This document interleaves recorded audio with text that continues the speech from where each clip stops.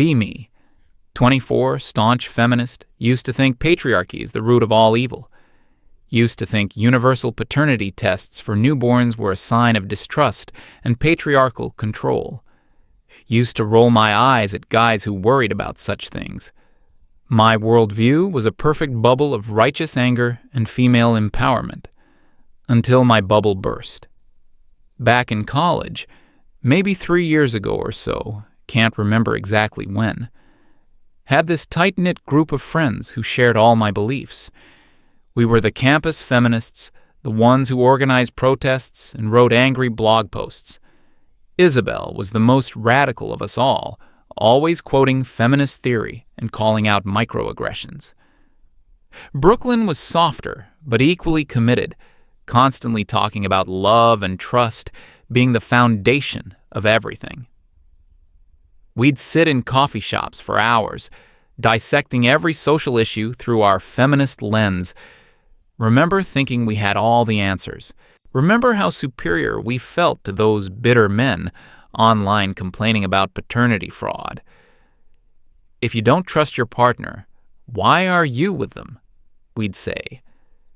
Demanding DNA tests is just another way men try to control women's bodies and choices.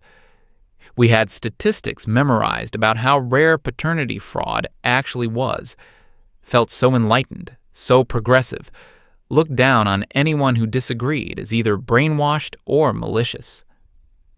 Around this time, my closest friend Leo started dating Scarlett. Leo wasn't part of our feminist circle, but he was sweet and genuine. Had known him since freshman year, he was one of the few guys I actually respected. Scarlett was newer to our group, met her through some mutual friends, I think. They seemed perfect together, always holding hands, finishing each other's sentences, the kind of couple that makes you believe in true love.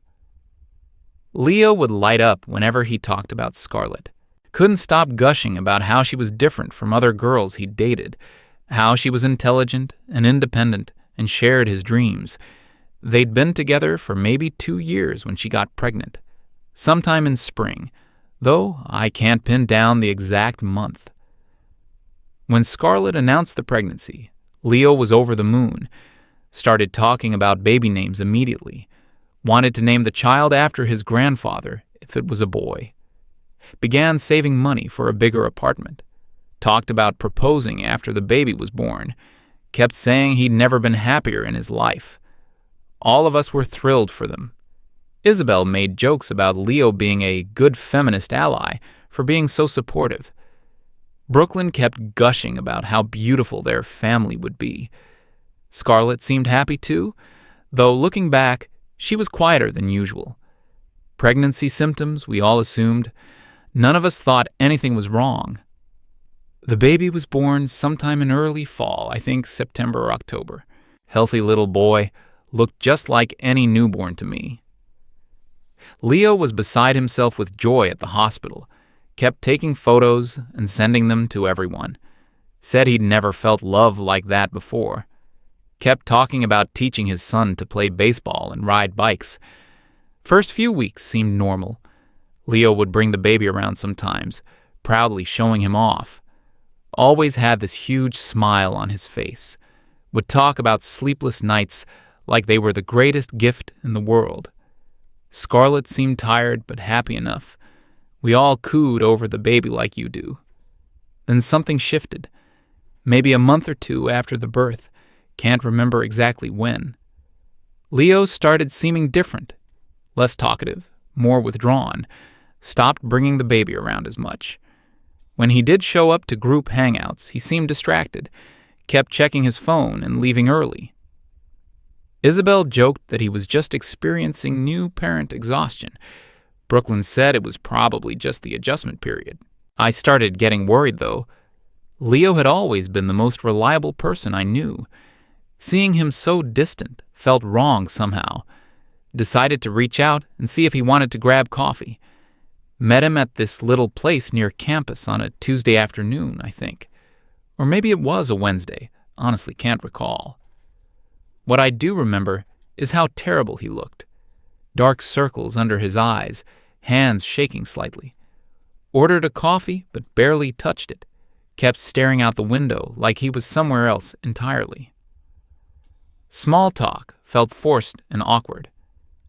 Eventually, I asked him directly what was wrong, told him he seemed like he hadn't been himself lately, asked if everything was okay with the baby and Scarlett. That's when he broke down completely. Started crying right there in the coffee shop. Took him a while to compose himself enough to speak. What he told me next changed everything. Said he'd been having this nagging feeling for weeks. Couldn't explain it rationally, just something that felt off. Said the baby didn't look quite like he'd expected.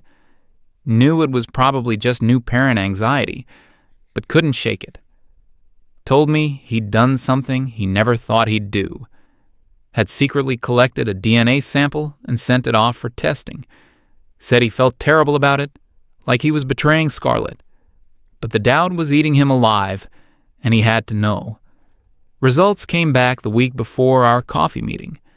The baby wasn't his. Felt like someone had punched me in the stomach. Here was my friend, devastated and broken.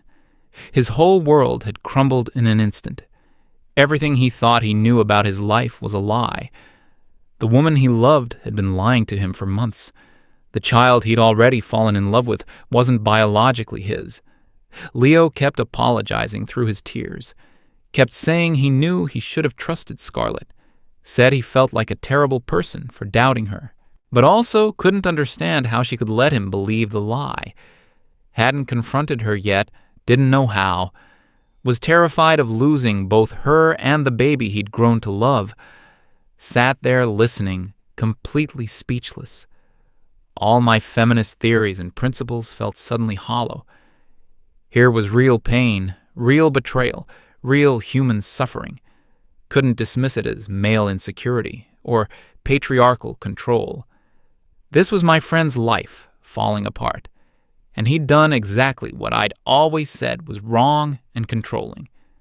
Tried to comfort him as best I could. Told him he had every right to know the truth. Said he wasn't a bad person for having doubts.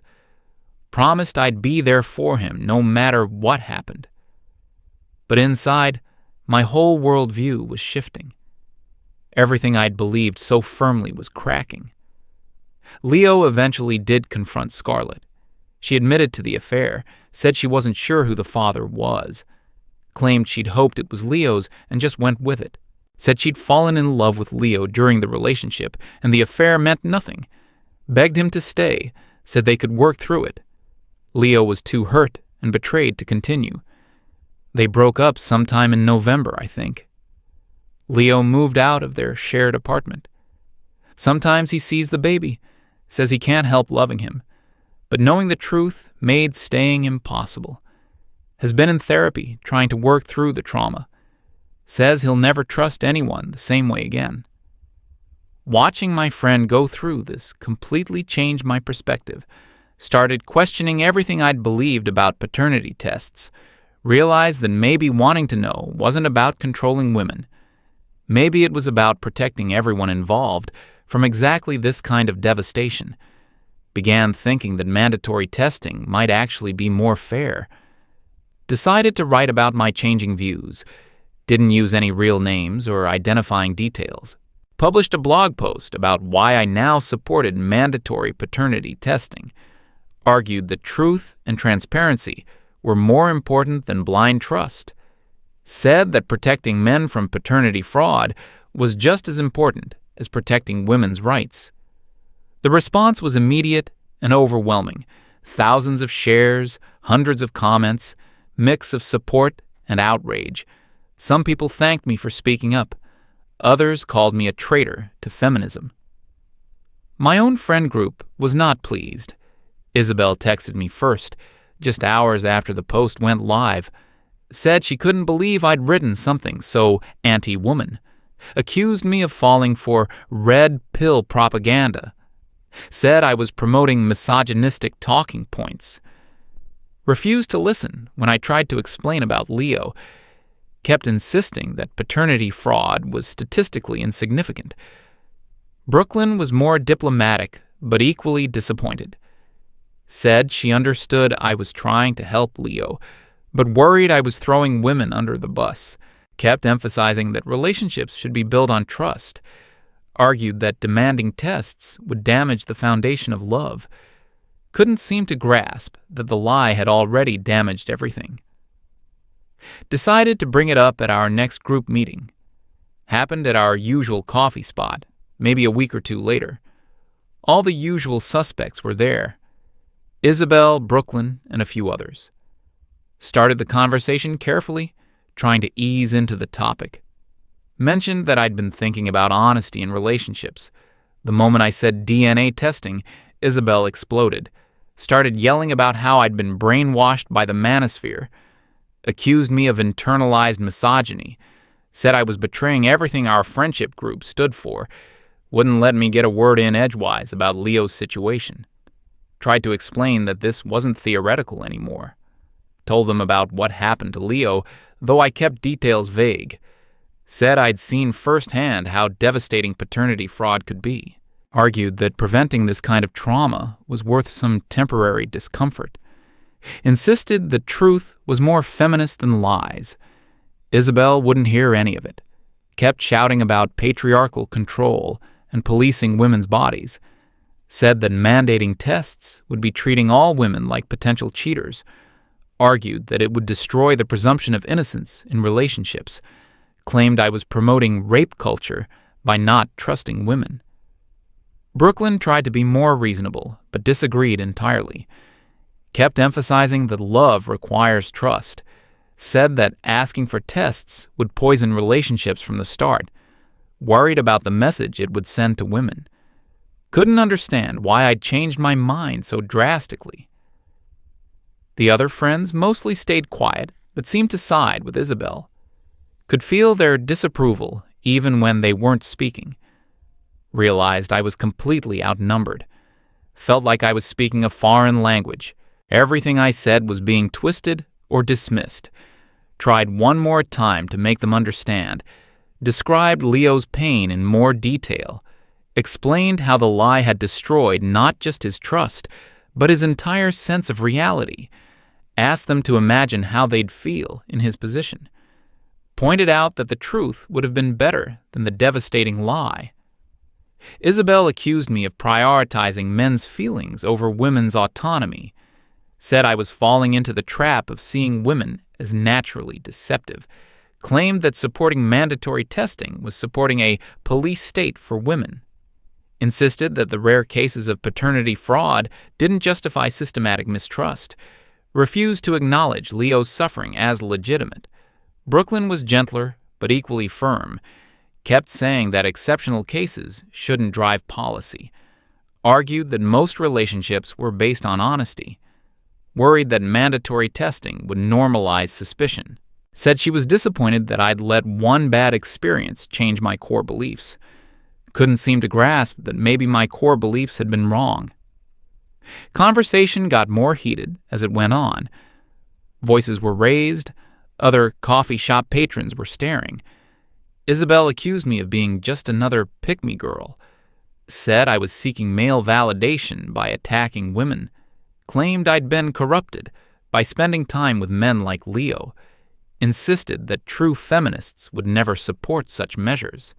Finally snapped and told them they were being ideologically rigid. Said they cared more about their theories than about real people's pain. Pointed out that they were dismissing male suffering just because it was male. Argued that true equality meant caring about everyone's well-being. Asked why protecting men from fraud was somehow anti-feminist. That was apparently the final straw. Isabel stood up and declared the conversation over. Said I was no longer welcome in the group if I held these views. Accused me of having internalized the enemy. Claimed I was spreading dangerous propaganda. Gathered her things and walked out. Brooklyn lingered for a moment, looking torn. Said she still cared about me as a friend, but couldn't support my new position. Thought I was making a mistake that I'd regret. Hoped I'd come to my senses eventually. Then she left too, followed by the others. Sat there alone in the coffee shop, surrounded by empty chairs. Felt completely isolated, but also strangely liberated. Realized that my old friend group valued ideology over empathy. Understood that they were more committed to their beliefs than to truth. Saw clearly that they'd rather maintain their worldview than help real victims. The next few months were difficult and lonely. Lost most of my college friend group over this issue.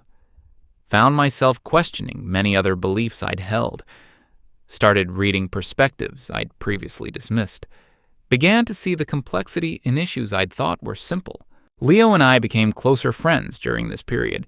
He was grateful to have someone who understood what he'd gone through. Said it meant everything to have his experience validated. Told me that most people either blamed him for testing or minimized his pain. Appreciated that I'd been willing to change my mind based on evidence. Started connecting with other people who'd had similar experiences. Found online communities of men who'd been victims of paternity fraud. Heard story after story of lives destroyed by lies. Realized this wasn't as rare as I'd been told. Understood that the statistics might be skewed because many men never test. Met women who supported mandatory testing too. Mothers who said they'd welcome it because they had nothing to hide. Wives who thought it would protect faithful women from false accusations. Daughters who'd seen their fathers destroyed by paternity fraud. Realized that this wasn't just a men's issue. Began writing more about these experiences. Blog posts about the need for systematic change. Arguments for mandatory testing at birth. Discussions of how lies hurt everyone involved. Responses to feminist criticism of my position. Work gained a following among people who'd been through similar situations. Attracted criticism from my former ideological allies, too. Isabel would occasionally comment on posts, attempting to shame me. Brooklyn would send private messages expressing concern. Felt sad about the lost friendships, but couldn't regret speaking truth. Relationship with Scarlett became complicated after the breakup. She tried to maintain that she'd made an honest mistake, claimed she hadn't known for certain who the father was. Said she'd hoped it was Leo's because she loved him. Couldn't understand why I was taking his side. Eventually had to cut contact with her as well. Couldn't maintain a friendship with someone who'd caused such devastation. Realized that her lies had hurt not just Leo, but the innocent child. Understood that enabling dishonesty wasn't compassionate. Saw that real friendships sometimes required taking difficult stands. Started thinking about broader implications of my experience. Wondered how many other relationships were built on similar lies. Considered how much suffering could be prevented by systematic testing. Realized that mandatory paternity tests could eliminate this entire category of trauma. Began advocating for policy changes. Wrote letters to legislators about changing birth registration laws. Participated in online discussions about family court reform. Supported organizations working on fathers' rights issues. Contributed to research on the prevalence of paternity fraud. Used my platform to amplify other voices with similar experiences. Slowly built new friendships with people who valued truth over ideology. Found communities of people who'd questioned their previous beliefs. Connected with others who'd been ostracized for changing their minds. Discovered that intellectual honesty was more important than social conformity. Learned to value authentic relationships over superficial agreement. Leo eventually started dating again, though it took him over a year. Said he was upfront about wanting paternity testing in any future relationship. Found that honest women appreciated his transparency. Realized that the right person would understand his need for certainty. Seems happier now than he'd been even before the betrayal. Looking back, can see how naive my old beliefs were. Understand now that good intentions aren't enough. Recognize that ideology without empathy becomes cruelty. Realize that protecting some people sometimes requires disappointing others. Know that truth is more important than maintaining comfortable illusions. Feminism to me now means actual equality, not special treatment. Includes caring about men's well-being alongside women's rights. Involves fighting against injustice regardless of the victim's gender. Encompasses protecting everyone from fraud and deception. Recognizes that discrimination hurts people of all backgrounds. Mandatory paternity testing seems obviously correct to me now. Children deserve accurate medical histories and family information. Men deserve protection from being deceived about parentage. Honest women shouldn't have to live under clouds of suspicion. Devastating revelations like Leo's could be completely prevented. Old friends think I've been brainwashed or corrupted somehow. Isabel occasionally posts about former feminists who betrayed the cause. Brooklyn sometimes reaches out to ask if I'm ready to come back. They can't seem to understand that I didn't abandon my principles. I refined them based on new evidence and experiences. Process of changing my mind was painful, but ultimately liberating. Learned that growth sometimes requires admitting you were wrong. Discovered that real strength comes from facing uncomfortable truths. Understood that genuine compassion includes caring about everyone's suffering. Realized that intellectual honesty is worth temporary social isolation. Wouldn't go back to my old beliefs, even if it meant regaining those friendships. Value the authentic relationships I've built since then. Appreciate friends who challenge my thinking rather than just agreeing. Prefer difficult truths to comfortable lies. Know that real progress requires questioning everything. Left them sitting there, still shouting about the patriarchy. Realized my perfect bubble was built on a lie. My worldview is shattered. My friends are gone. And for the first time, I finally feel free. And very, very alone.